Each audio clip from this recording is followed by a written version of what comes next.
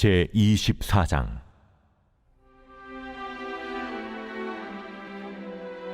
바벨론의 느부갓네살 왕이 유다 왕 여호야김의 아들 여고냐와 유다 고관들과 목공들과 철공들을 예루살렘에서 바벨론으로 옮긴 후에 여호와께서 여호와의 성전 앞에 놓인 무화과 두 광주리를 내게 보이셨는데, 한 광주리에는 처음 익은 듯한 극히 좋은 무화과가 있고, 한 광주리에는 나빠서 먹을 수 없는 극히 나쁜 무화과가 있더라.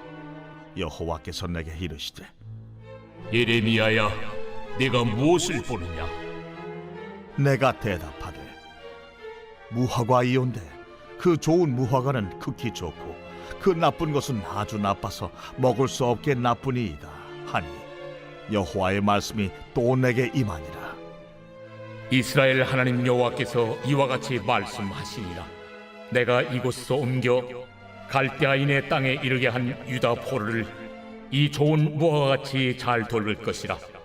내가 그들을 돌아보아 좋게 하여 다시 이 땅으로 인도하여 세우고 헐지 아니하며 심고 뽑지 아니하겠고, 내가 여호와인 줄 아는 마음을 그들에게 주어서 그들이 전심으로 내게 돌아오게 하리니, 그들은 내 백성이 되겠고 나는 그들의 하나님이 되리라. 여호와께서 이와 같이 말씀하시니라.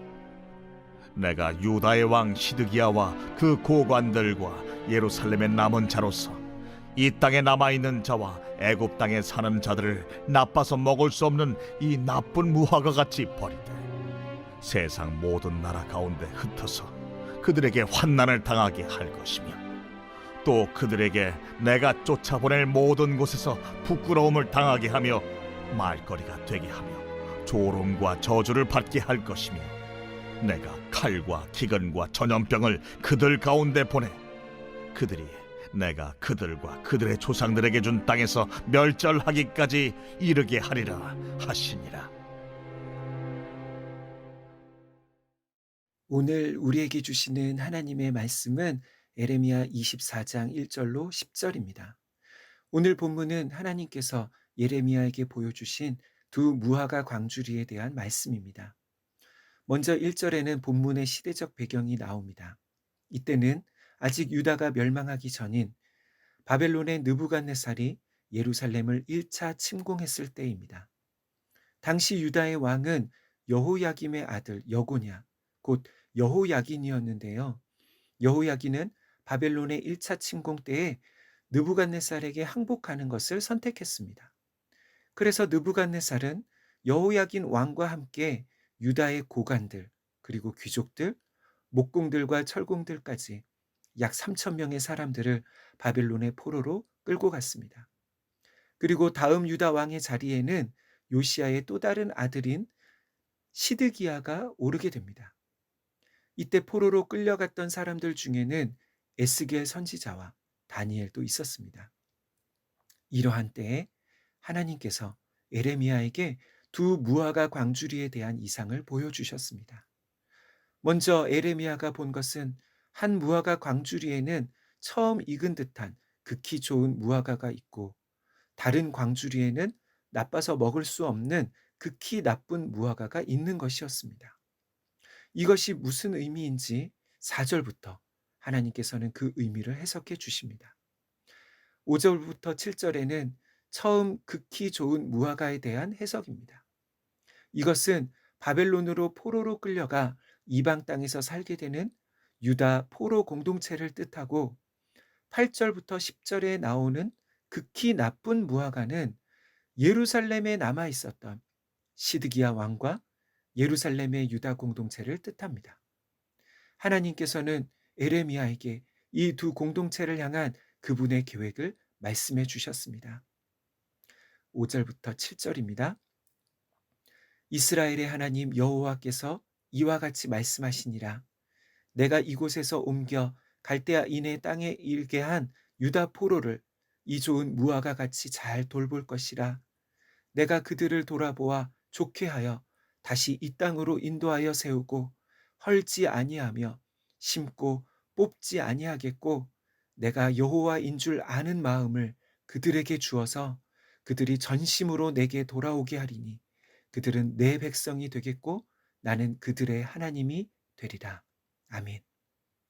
하나님께서는 바벨론에 끌려간 포로 공동체를 좋은 무화과처럼 돌보시겠다고 말씀하십니다. 그런데 이것은 그 당시 사람들의 생각과는 반대되는 것이었습니다. 왜냐하면 당시 유대인들의 생각에는 이방 땅 바벨론으로 포로로 끌려간다는 것이 하나님의 저주를 받아 심판받은 것으로 생각했기 때문입니다. 그래서 예루살렘에 남아 있는 유다 백성들은 바벨론에 포로로 끌려가는 사람들을 정죄하고 비난했습니다. 그들은 예루살렘에 남았다는 것이 하나님의 은혜를 입었고 구원받은 것으로 여긴 것이지요. 그러나 실상은 하나님의 말씀과 뜻은 그 정반대였습니다. 오히려 예루살렘에 남아 있는 자들이 이후에 더 무서운 심판을 받게 될 것입니다.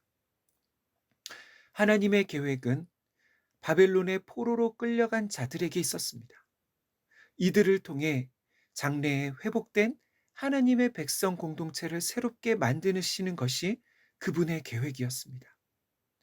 하나님은 그들을 좋은 무화과처럼 이방 땅에서 보호하시고 돌보셔서 다시 이 땅에 돌아오게 하실 것이라고 말씀하십니다. 그리고 이들에게 내가 여호와인 줄 아는 마음을 주시고 전심으로 주님께 돌아와 주님만 섬기는 백성이 되게 하시고 하나님이 그들의 여호와가 되게 되신다는 그러한 말씀인 것이지요. 이와 반대로 예루살렘에 남아 있는 자들은 나쁜 무화과처럼 버리실 것입니다. 그들로 하여금 세상 모든 나라에 흩어져 환난과 부끄러움과 조롱을 당하게 하실 것입니다. 그래서 이들과 함께 이스라엘의 모든 과거의 잘못된 옛 구습과 전통은 없애버리시는 것이지요. 그러면 왜 하나님께서는 이 두 공동체를 다른 계획으로 대하시는 것일까요? 두 공동체에 무슨 차이가 있을까요?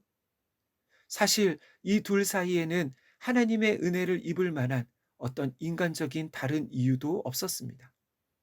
차이가 있다면 바벨론의 포로로 끌려가는 사람들은 그들이 하나님께 범죄했고 순순히 그 심판을 감내하겠다는 마음, 즉 진정으로 회개하는 마음이 있었던 것이지요.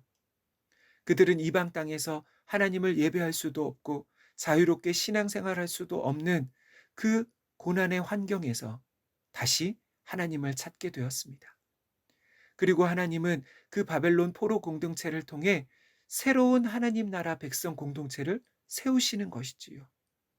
다시 말해 하나님의 목적은 심판 자체가 아니라 새로운 하나님의 백성을 만드시는데 그 목적이 있었습니다.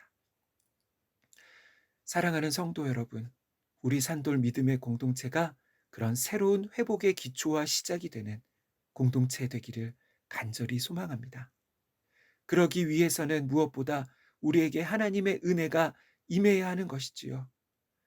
토기장이 되시는 하나님께서 우리 가운데 모든 과거의 잘못된 옛 구습과 전통은 사라지게 하시고 새로운 하나님 나라 믿음의 공동체로 세워주시기를, 빚어주시기를 간절히 소망합니다. 기도하겠습니다. 은혜와 자비가 풍성하신 하나님 아버지, 우리 삶에 주님만 하나님으로 섬기는 정한 마음을 창조하여 주옵소서. 더 이상 하나님을 모르는 이 세상 사람들과 같이 살지 않게 하여 주옵소서. 세상에 하나님 나라 백성으로 빛과 소금으로 살아가게 하여 주옵소서. 그래서 우리를 통해 하나님의 구원과 회복의 은혜가 이 땅 가운데 나타나게 하옵소서. 예수님의 이름으로 기도하옵나이다. 아멘. 이 시간 함께 기도할 제목입니다. 첫째, 나의 구원이 나의 어떠함에 달려 있는 것이 아니라 오직 하나님의 은혜임을 알게 하옵소서. 두 번째, 말씀과 성령의 은혜로 내 안에 옛사람을 벗어버리고 하나님만 주님으로 섬기는 새로운 마음 창조하여 주옵소서. 마지막으로 우리 산돌교회 모든 권속들이 하나님 나라의 백성으로 살아가는 회복의 공동체 되게 하여 주옵소서. 이 시간 함께 기도하겠습니다.